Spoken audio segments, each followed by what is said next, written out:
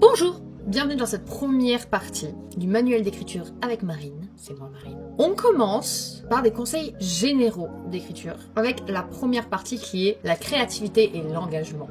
Premier conseil, quand on commence à écrire, surtout pour les nouveaux auteurs, on a tendance à essayer de se mettre dans des règles. On lit beaucoup, on apprend beaucoup et on se dit « Ah, il faut que mon livre il fasse autant de chapitres, autant de mots, autant de pages. Cet auteur-là, il a fini son livre en 2 mois, cet auteur-là en 3 mois, ça veut dire que moi, il faut que je le finisse en 3 mois. » On a tendance à se mettre des règles, à se mettre des deadlines un peu trop serrés parfois. Stop, plus de règles, plus de deadlines. Arrêtez de vous mettre des barrières. Ça sert à rien, ça va juste vous bloquer. Tu as le droit d'avoir des idées inhabituelles, de vouloir expérimenter. Et c'est une très bonne chose parce que ça amplifie ta voix unique en tant qu'auteur. Ça peut surprendre aussi ton lecteur. Et c'est un petit peu ce qu'on veut. On veut pas être comme tous les autres, on veut être soi-même parce qu'on a notre imagination et personne d'autre ne l'a. C'est important de se souvenir que l'individualité dans l'art, c'est ce qui est le plus important. Alors arrête de vouloir respecter des règles qui ne sont même pas véritables.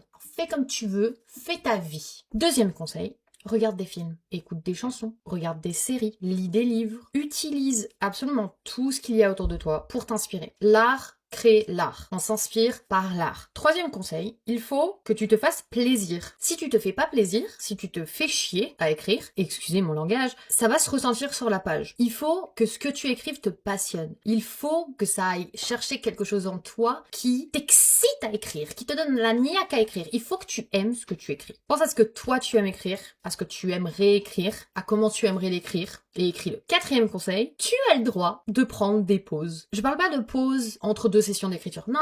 Je te parle de pauses entre projets. Tu as le droit et tu devrais prendre des pauses. Prends 1 semaine, 2 semaines. Prends le temps de respirer. On n'est pas des machines. On n'est pas des robots à créer. On est des humains, on a besoin de se reposer. Et même si tu es passionné par l'écriture, tu peux faire un burn-out. Ça reste une possibilité. Alors, ne pousse pas le bouchon trop loin, Maurice. 5e conseil, sors de ta zone de confort. Oui, c'est chiant. On est bien dans la zone de confort avec notre petit coussin, avec notre petite couverture. On est bien, on est cosy. Sauf que ça va rien t'apprendre. Ça va rien t'apprendre du tout. Donc, lis des livres que tu ne lis pas d'habitude. T'es dans la romance, lis un thriller. Mets-toi un petit peu dans cette bulle-là. Vois ce que ça peut apporter à ton roman. Fais pas toujours la même chose. Rajoute un petit peu de surprise. Explore l'art. Ah, c'est si profond ce que je viens de dire. C'est important d'élargir tes perspectives en tant qu'auteur, en tant qu'artiste, et de nourrir ton imagination. Tu iras beaucoup plus loin. 6e conseil, lis des vraies histoires. Il y a toujours besoin d'une part de réalisme. Dans une biographie, dans un documentaire, tu trouveras des expériences et des émotions authentiques auxquelles tu peux te raccrocher pour toujours te raccrocher à cette humanité. 7e conseil, remets toujours en question ce que tu écris. Utilise des « et si » et tu trouveras dans tous ces « et si », dans toutes tes réponses, quelques petites pistes qui te diront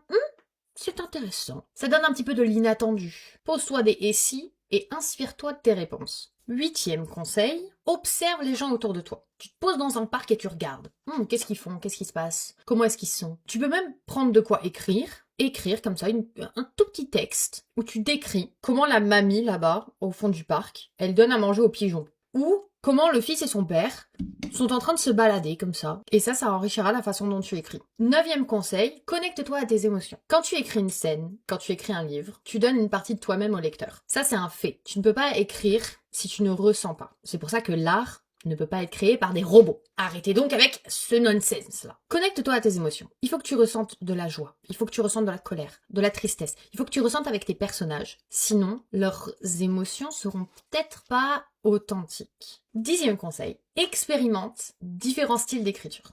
Plusieurs voix différentes. Des structures, des tons, pour trouver vraiment ce qui te correspond et ce qui correspond le mieux à ton univers et à tes personnages. Première personne, 3e personne. Quel genre de narration est-ce que tu veux donner? Est-ce que tu veux faire plusieurs POV? Un narrateur qui ment? Il y a plein de possibilités. Trouve celle qui te correspond le mieux et dans laquelle tu te sens le plus confortable. 11e conseil, fais ce que tu veux. C'est ton livre, tu fais ce que tu veux, tant que tu t'y engages pleinement. Tu veux alterner entre des chapitres traditionnels et des entrées de journal, par exemple. Fais-le. Vraiment, c'est ton livre. En fait, t'en fais ce que tu veux. Tu veux mettre un dictionnaire dedans? Mets un dictionnaire dedans. Une map? Tout le monde fait ça en ce moment. Tu fais ce que tu veux. C'est ton bouquin, en fait. C'est toi qui décides.